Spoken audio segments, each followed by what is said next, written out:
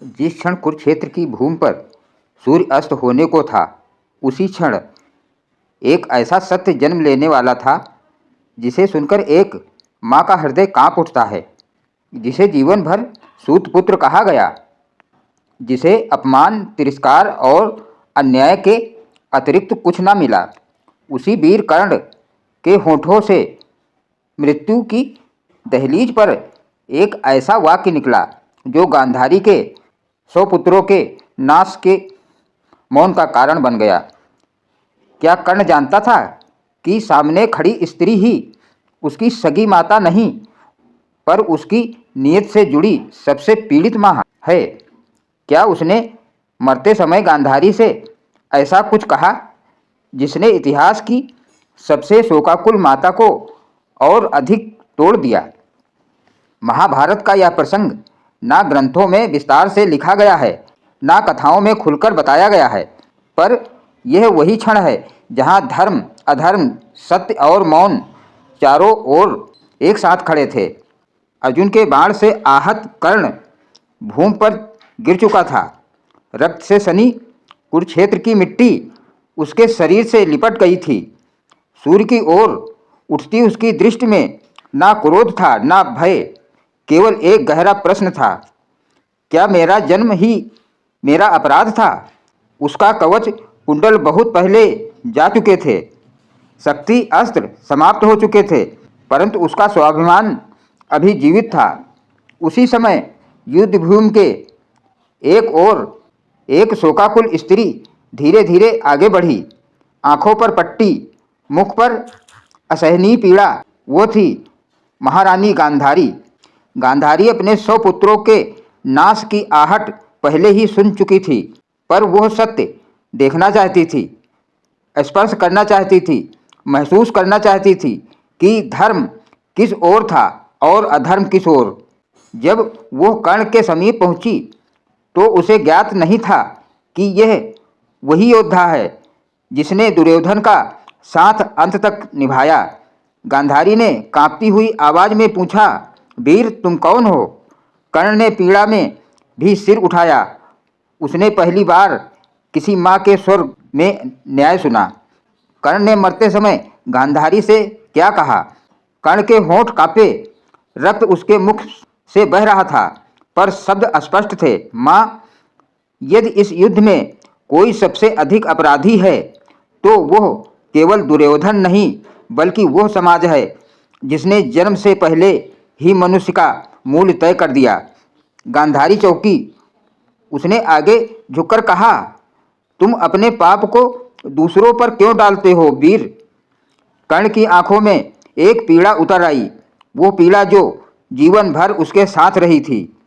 कर्ण बोला, मैंने पांडवों के साथ अन्याय होते देखा। द्रौपदी के अपमान के समय मैं मौन रहा और वही मौन मेरा सबसे बड़ा अपराध है। गांधारी का शरीर सिहर उठा। वो पहली बार सुन रही थी कि कोई योद्धा अपने पाप को स्वीकार कर रहा है। कर्ण ने आगे कहा, पर माँ, क्या आपने कभी अपने पुत्रों से पूछा कि वह धर्म के पथ पर चल रहे हैं या नहीं? यह वाक्य गांधारी के हृदय में वज्र की भांति लगा। कर्ण ने धीमे स्वर में कहा, मैं सूतपुत्र कहलाया इसलिए मुझे नीचा समझा गया, पर आपके पुत्रों ने राजा होकर भी धर्म को पैरों तले रौंदा। गांधारी का मौन और गहरा हो गया। वो कुछ कहना चाहती थी, पर शब्द नहीं मिले। कर्ण ने अंतिम प्रयास से कहा, यदि समाज ने मुझे अपनाया होता, यदि मुझे जन्म से पहले ही ठुकराया ना गया होता, तो शायद ये युद्ध होता ही नहीं। गांधारी रोई नहीं। उसकी आंखों पर पट्टी थी, पर भीतर का अंधकार और गहरा हो गया। कर्ण ने अंतिम शब्दों में कहा, माँ, आपके 100 पुत्र मरे, पर मेरे पास कभी कोई माँ नहीं थी जिसे मैं माँ कह सकूं। ये कहते कहते कर्ण की आवाज़ थमने लगी। कर्ण ने सूर्य की ओर देखा। उसकी आंखों में अब शिकायत नहीं थी, केवल स्वीकृति थी। उसने कहा, यदि पुनर्जन्म मिला तो मैं फिर योद्धा बनूंगा, फिर किसी का अपमान सहने वाला नहीं। गांधारी ने पहली बार अपने जीवन में एक ऐसे योद्धा के लिए शोक किया जो उसका पुत्र नहीं था, फिर भी उसके पुत्रों से अधिक सत्यवादी था। वो क्षण जिसने गांधारी को बदल दिया। कर्ण का शरीर शांत हो गया, कुरुक्षेत्र की भूमि मौन हो गई। गांधारी वही खड़ी रही, हाथ कांपते हुए, मन में एक ही प्रश्न, क्या मेरे पुत्र मरे या धर्म मरा? और यहीं से महाभारत की कथा एक नए मोड़ पर जाती है। और आगे कुरुक्षेत्र की भूमि अब शांत थी। जहां अभी कुछ क्षण पहले तक रणभेरी गूंज रही थी, वहां अब केवल मौन का राज था। गांधारी वहीं खड़ी रही, उनके कानों में कर्ण के शब्द बार बार गूंज रहे थे। शब्द नहीं, जैसे श्राप बनकर उतर रहे हों। मेरे पास कभी कोई माँ नहीं थी। यह वाक्य गांधारी के हृदय को चीर चुका था। जिसने 100 पुत्रों को उन्होंने जन्म दिया, आज वे सब इतिहास की राख बन चुके थे। और सामने पड़ा था एक ऐसा वीर जो पुत्र नहीं था, फिर भी माँ की ममता के लिए तरस गया। गांधारी ने पहली बार महसूस किया, अंधी तो वह आँखों से नहीं बल्कि ममता के मोह से थी। गांधारी ने मन ही मन कहा, मैंने अपने पुत्रों को जन्म तो दिया, पर उन्हें धर्म नहीं सिखा पाई। मैंने उनका पक्ष लिया, पर सत्य का नहीं।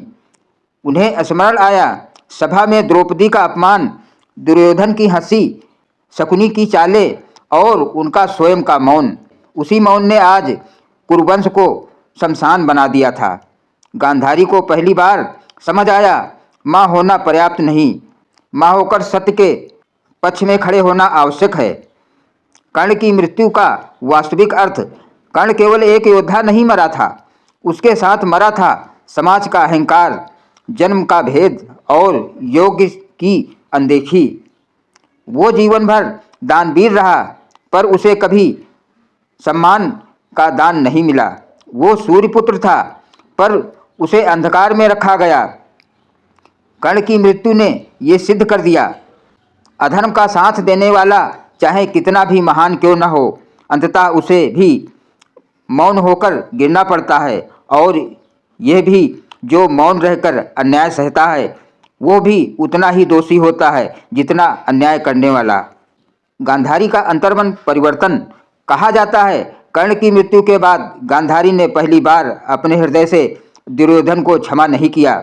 उन्होंने कृष्ण से कहा था, यदि मेरे नेत्र खुले होते तो शायद मैं सत्य देख पाती, पर सत्य तो अब भी सामने था, बस उसे स्वीकार करने का साहस नहीं था।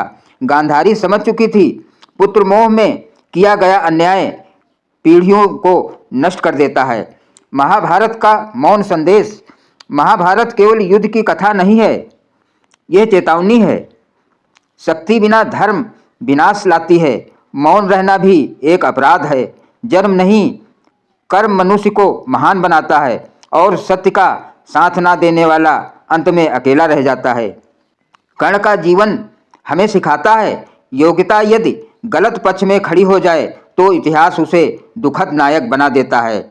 आज के समय में कर्ण, आज भी समाज में अनेकों कर्ण जन्म लेते हैं जो प्रतिभाशाली हैं पर पहचान से वंचित। आज भी अनेकों गांधारी हैं जो अपने पक्ष के कारण सत्य से आंखें मूंद लेती हैं। और आज भी अनेक दुर्योधन हैं जो शक्ति के मद में धर्म को कुचल देते हैं। महाभारत आज भी जीवित है, हमारे निर्णयों में, हमारे मौन में और हमारे पक्षपात में। यदि आपको ये कथा केवल कहानी नहीं, आत्ममंथन लगी हो तो इसे आगे तक पहुंचाइए। इस कथा को लाइक करें, शेयर करें, ताकि और लोग भी कर्ण का सत्य जान सकें। और कमेंट में लिखिए, आपके अनुसार कर्ण दोषी था या परिस्थितियों का शिकार। आपकी एक प्रतिक्रिया किसी और को सत्य के पक्ष में खड़ा होने की हिम्मत दे सकती है। कथा यहीं समाप्त होती है, पर इसका प्रश्न अब भी जीवित है। धन्यवाद।